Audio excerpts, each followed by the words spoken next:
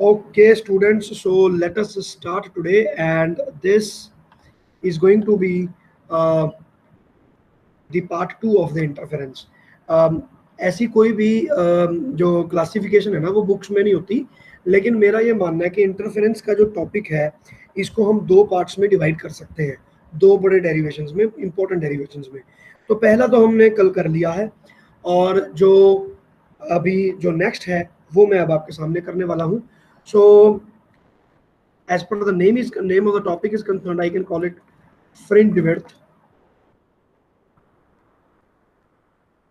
I can call it fringe width, and otherwise you can call it interference part 2 also, जैसा कि मैं बोलता हूँ, ठीक है। बट चलिए देखते हैं जी, ठीक है ना। So now we are going to do how to find the fringe width.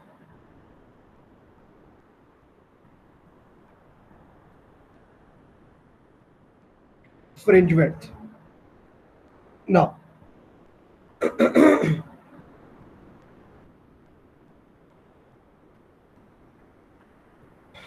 wait a minute.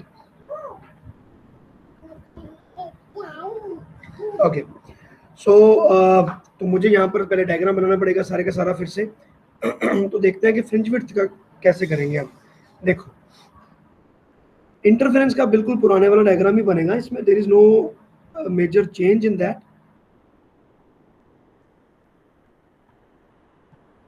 Like this.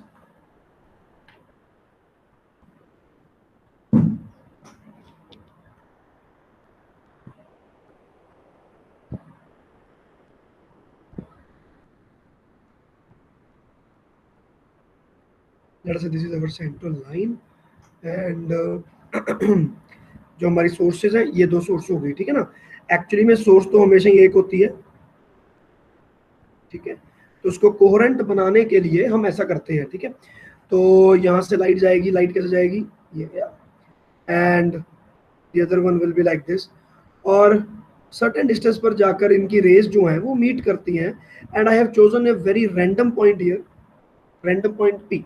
तो आप इसको कोई भी चूज कर सकते हो, वहां से हमें कंडीशन मिल जाएगी कि भाई पी का डिस्टेंस इतना होना चाहिए अगर आपको ब्राइट फ्रिंज चाहिए, अगर डार्क चाहिए तो पी का डिस्टेंस इतना होना चाहिए।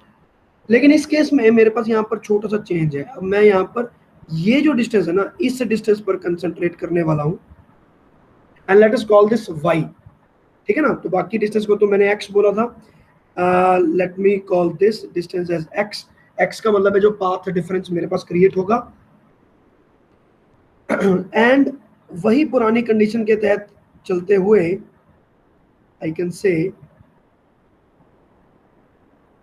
that let us say this is the perpendicular that I have dropped here, and because ये वाला जो डिस्टेंस है ये बहुत ज्यादा लंबा है, 2 मीटर लॉन्ग है, और the distance between the slit is very very less, that comes out to be 2 millimetre. तो मैं ये कह सकता हूँ कि these two lines will be approximately parallel to each other। तो ये मैंने यहाँ पर 90 डिग्री डाल दिया, और ये मेरे पास फिर से आइसोसेलेस ट्रायंगल बन गया। This is x and this is x, and this is taken as delta x, okay। and now अब देखते हैं, तो मैं यहाँ पर एक कंस्ट्रक्शन नहीं कर रहा हूँ, and it is this about this angle and about this angle. तो ये दो एंगल्स हैं, इनके बारे में अब हमें सोचना है, ठीक है। सो let us now first name them. this will be S1, this is S2, and this is P, okay। and this point, let us name it D, okay। so now we are referring to, and इस point का मैं नाम रखता हूँ जो centre वाला point है, तो let us say this is O, let us say this is O। तो ये डिस्टेंस हो गया OP, ठीक है ना। तो अब अगर ये O है, O,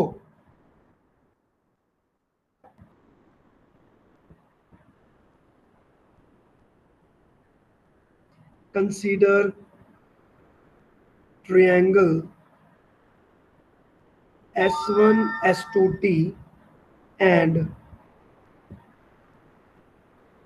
triangle हमें इसका भी कुछ नाम देना होगा. So instead of calling it O, let us call it A and B. So this point is A and this point is B. So ABP. So our triangle is now ABP. So now these are the two triangles, and let us see what is happening in both of these triangles. One angle is 90 degree. Angle D is equal to angle B, and both are coming out to be equal to 90 degree. Okay. And then what about the other angle.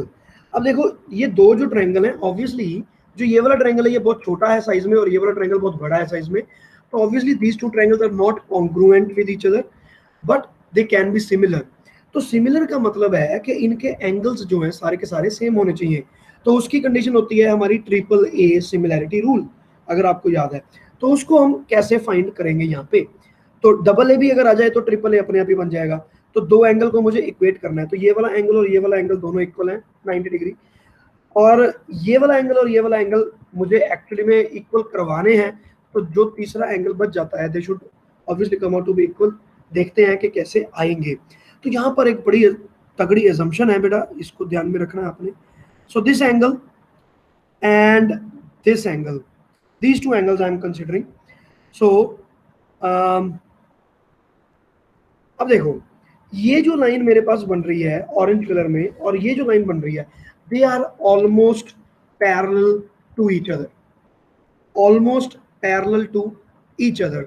तो ये जो angle है, ये वाला angle और ये दूसरे वाला जो नीचे वाला एंगल है, दे ऑलमोस्ट इक्वल. तो this angle and this angle can be considered as alternative interior angles. अब देखो कि अगर मैं ये जो मैंने ऑरेंज बनाया है इसको यहाँ पर ना बना कर इसको एंगल बना लूं तो one is the same thing, क्योंकि ये 2 मीटर्स है, the gap is very very high, so they are almost parallel. तो साइज तो ये है, तो दोनों के दोनों एंगल बिल्कुल ऑलमोस्ट इक्वल है. मैं यहाँ पर लिखता हूँ एंगल, छोटे ट्रायंगल की अगर मैं बात करूं तो S1 S2D should come out to be equal to angle APB. Now why? Because that is the condition that we have taken. Everything is parallel.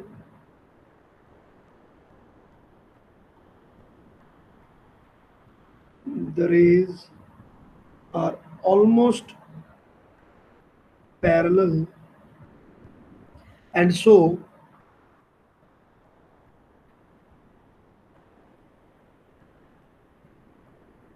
these angles can be regarded as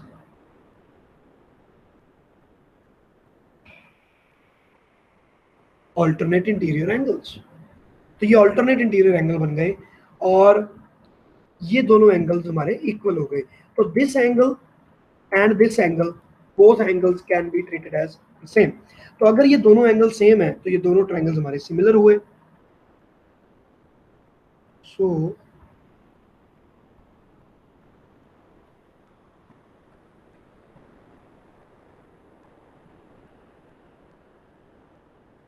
So by using double asimilarity rule, both above triangles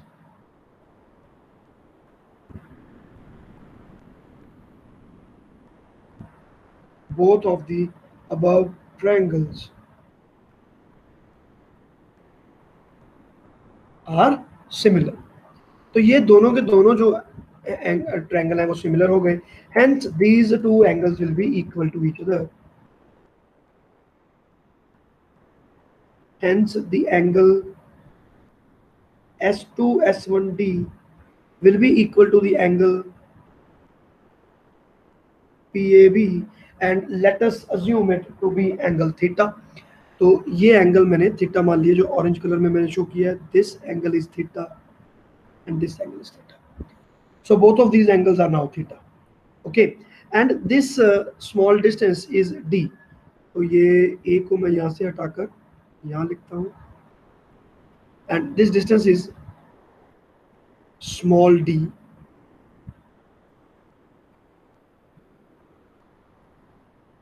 ये small d है और ये जो distance है इसको हम लेते हैं capital T.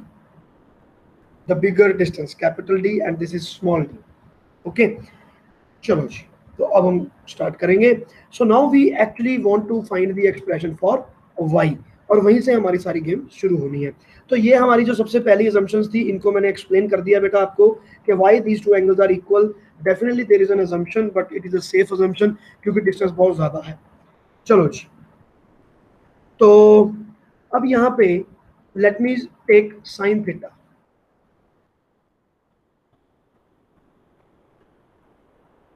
No. Sin theta, it can be taken as delta x divided by small d, delta x by small d, and from bigger triangle I can say that sin theta is equal to y by this distance. Now this distance we don't know, but अगर मैं फिर ये condition लगा दूं कि भाई ये बहुत ज़्यादा एंगल छोटा है, तो लेट अस से मैं यहाँ पे tan थीटा फाइंड करता हूँ।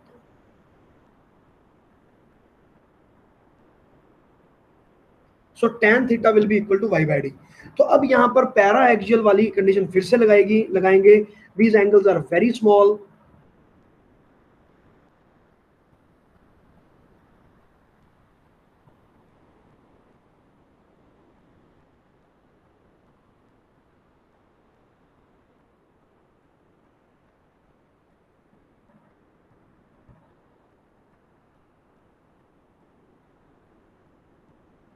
sin theta is equal to theta, and limit when theta tending to 0, tan theta is also equal to theta.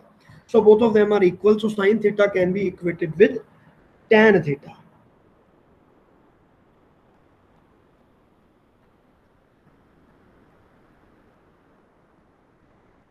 So from 1 we have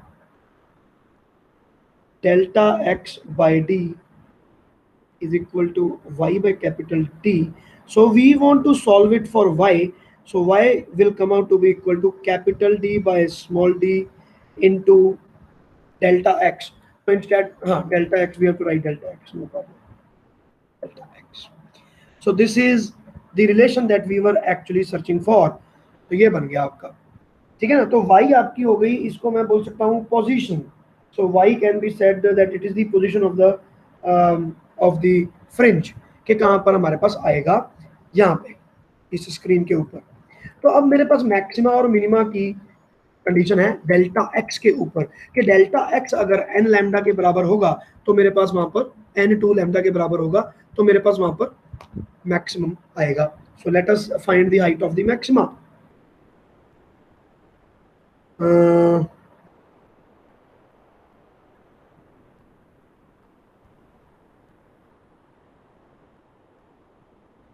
maxima. Okay, so for maxima, delta x is equal to plus minus 2n lambda. This is what we have found in the last class कि delta x ये होना चाहिए। ये path difference है बेटा, this is known as path difference. Delta x is path difference.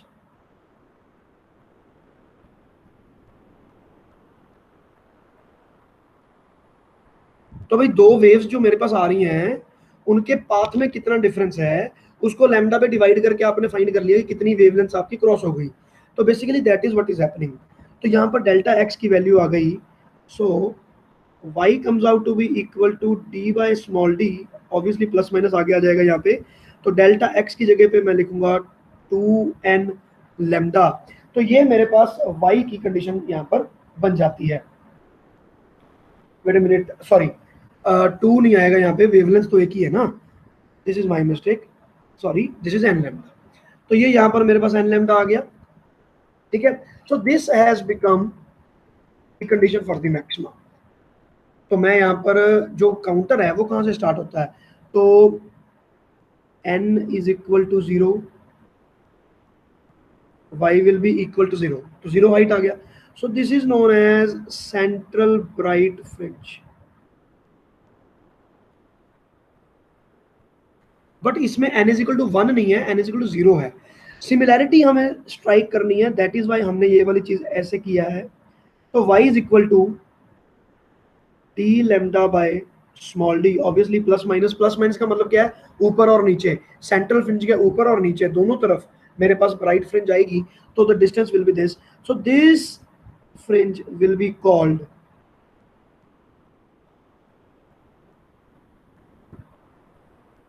first bright fringe. So this is the first bright fringe, which is y distance above and y distance below the point B. तो यहाँ पर central fringe बन गई, और इस point पर अगर मैं y पर कंडीशन लगा दूं, let's say that y is equal to d lambda by d, so I can say that this will be the first maximum. Okay, or similarly you can find our second maxima. And now what about the minima?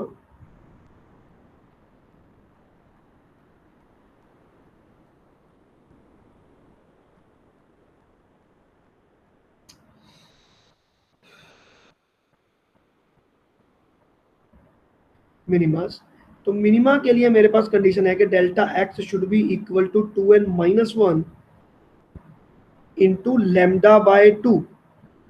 This is the condition that we have, तो हम उसमें value put कर देते हैं. सो y should be coming out to be plus minus capital D by small d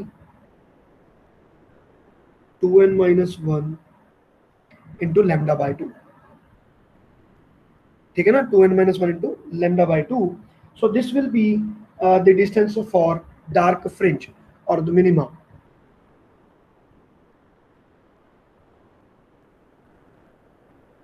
Dark fringe and maxima means bright fringe. तो ये मेरे पास बन गया y, एंड इसके लिए भी अगर मैं यहाँ पर देखूं तो n इज इक्वल टू 0 इसमें नहीं पुट करते, n can never be equal to 0, n is equal to 1, so I will be getting y is equal to n is equal to 1, this will become 1 lambda by 2, so that will be d divided by twice of d into lambda. तो d lambda by d मेरे पास first bright fringe है, लेकिन उसके half distance पर पहले dark fringe आएगी, so this will be my first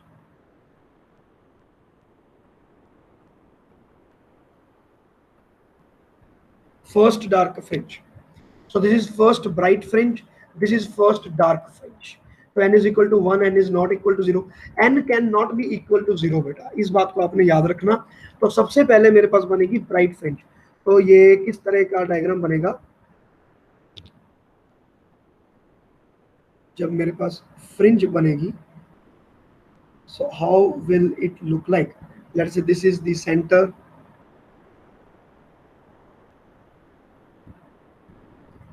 this is the center. तो यहां पर मेरे पास सबसे पहले central bright fringe, central bright fringe, उसके बाद मेरे पास डार्क फ्रिंज आएगी d/2 डिस्टेंस पर, एंड देन जब आप पूरे d डिस्टेंस पर चले जाओगे, ठीक है, तो आपके पास फिर से ब्राइट फ्रिंज आएगी. तो can be taken as, wait a minute, यहाँ पर सेंटर पे ब्राइट, यहाँ तक like this. Okay, this will be the bright and darker, and then this will be the bright like this, somewhat like this. Okay, like this. तो ये आपके पास यहाँ पर बन रहा है. वेट अ मिनट, थोड़ा सा यहाँ पर ना गड़बड़ हो गई है, तो चलो आप इसको ज़्यादा डिटेल में मत देखो यार, कंफ्यूजन हो जाएगा.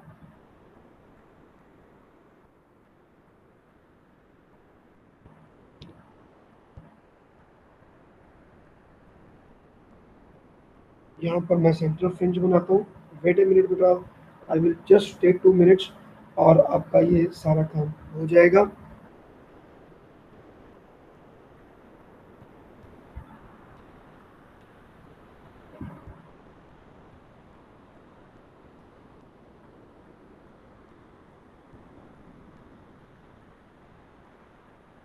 So this is central fringe, this is dark fringe, then again central,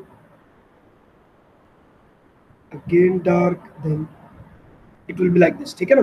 diagram आपको मैं PDF जब अपलोड करूंगा तो इससे बेटर बनाकर अपलोड कर दूंगा. ठीक है, लेकिन समझने के लिए आप समझ जाओ तो डिस्टेंस जो है वो आपका सेम आएगा, that is very important for अस। ऐसे, ठीक है। तो वाई डिस्टेंस जो है वो आपको कहां से कहां तक जा रहा है, सेंट्रल लाइन से उठते हुए आप जाओगे तो आपको होगा कि यहां पर अगर मैं गया तो I will get this is the first bright and this is second bright. तो अगर मैं डार्क एंड की बात करूं तो ऑब्वियसली ये जो एंड है मेरे पास डार्क आएगा, this will be first dark, second dark, third dark, like this.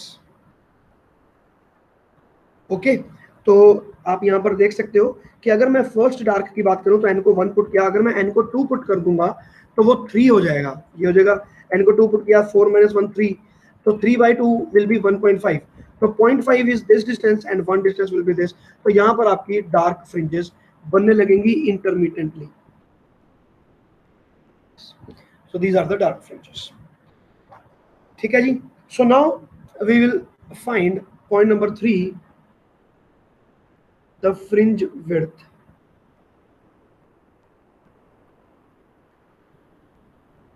Now we want to find the thickness of this fringe, thickness of this fringe. Now how are we going to do that? तो obviously अगर मैं मुझे इसकी thickness चाहिए तो आप ये कर सकते हो, कभी सेकंड ब्राइट में से फर्स्ट ब्राइट को माइनस कर दो, थिकनेस आ जाएगा, या फर्स्ट ब्राइट से सेंट्रल ब्राइट को माइनस कर दो, डिस्टेंस को y को, तो y1 और y2 आप फाइंड कर लो और उनको आप माइनस कर दो। तो fringe width is written by beta, बेटा इस बात को आपने ध्यान रखना है, एंगल नहीं है ये।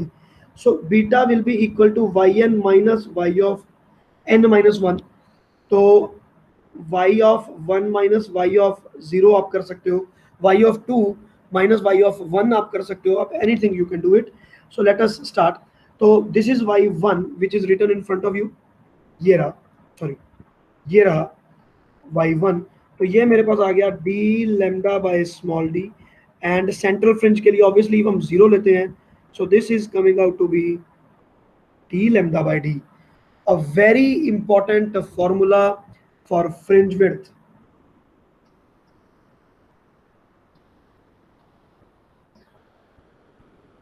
Fringe width beta is equal to d lambda by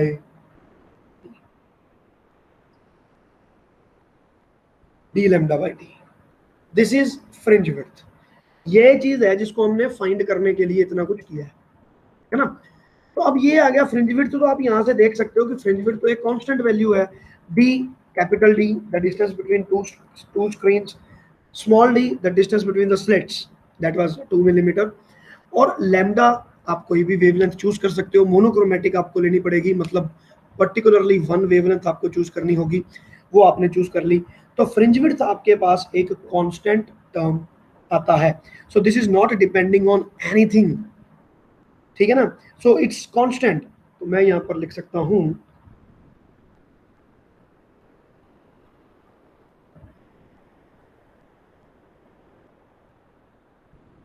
so the fringe width is constant and it does not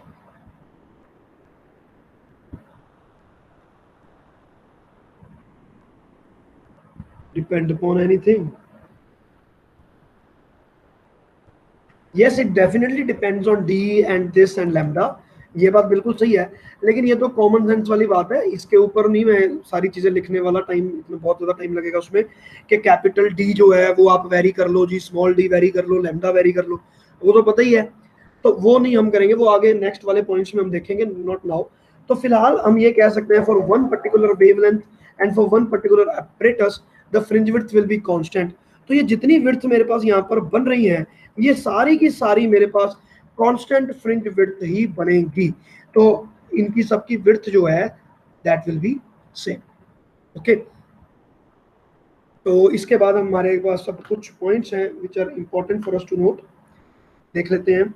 so point number 4, तो अब अगर मैं वेवलेंथ की बात कर ही रहा हूं तो मुझे पता चल गया कि fringe width is directly proportional to lambda.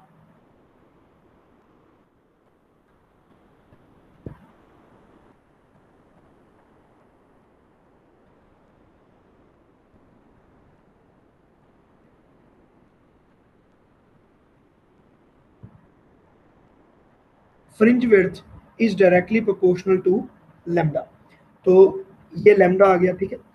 तो रेड के लिए वेवलेंथ सबसे ज्यादा होती है, so fringe width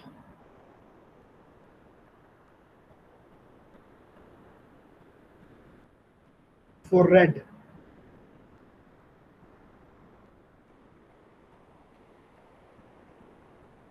will be maximum,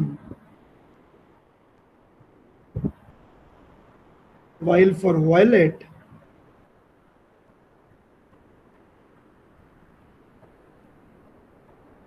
it will be minimum in visible range। तो जिसकी वेवलेंथ कम है उसके लिए फ्रिंज विड्थ आपकी कम बनेगी भाई। तो वॉयलेट के लिए यूज करोगे तो पतली बन जाएंगी, रेड के लिए यूज करोगे तो मोटी बन जाएंगी। Fifth point, now if we dip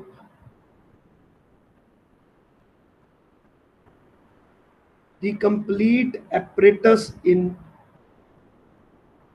water or some other medium। भाई अब आपने क्या किया, पूरे के पूरे अपरेटस को आपने पानी के अंदर डाल दिया, तो क्या होगा,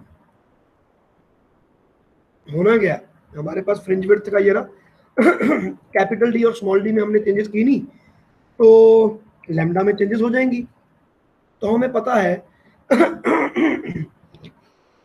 कि रिफ्रैक्टिव इंडेक्स कैसे डिफाइन करते हैं।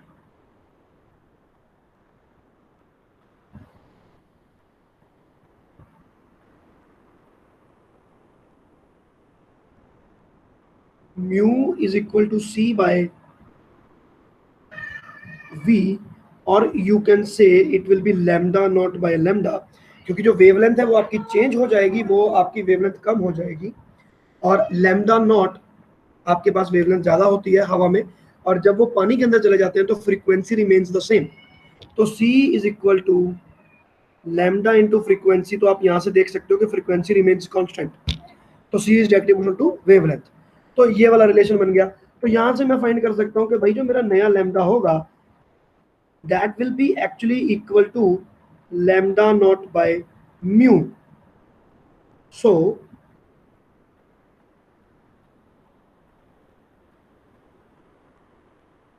fringe width d lambda by d, जिसको मैं d lambda नॉट कर सकता हूं,